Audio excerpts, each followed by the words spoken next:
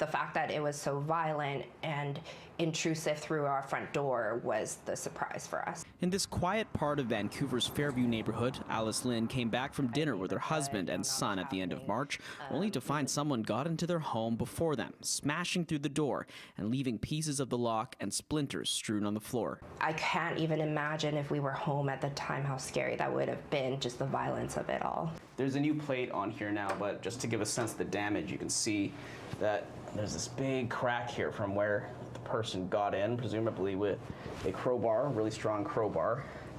And over here, you know, this cap has been put on here. The splinter in this frame is pretty deep.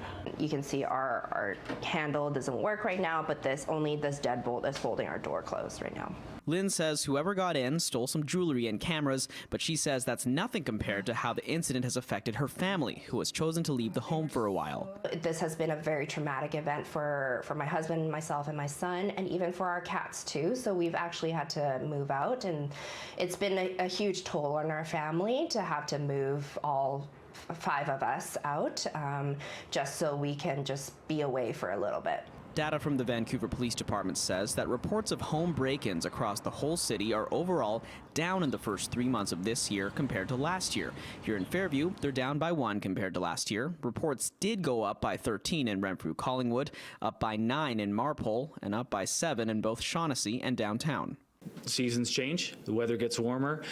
We encourage people to take precautions to safeguard themselves from property crime.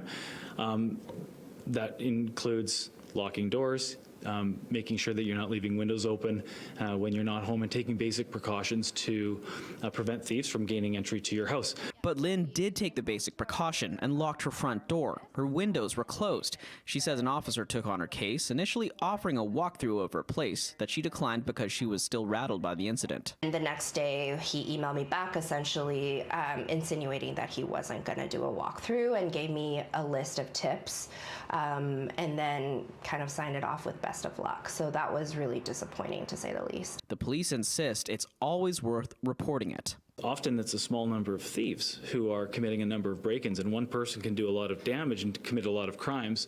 If we don't hear about it, we can't investigate it. In Vancouver, Kier Junos, City News.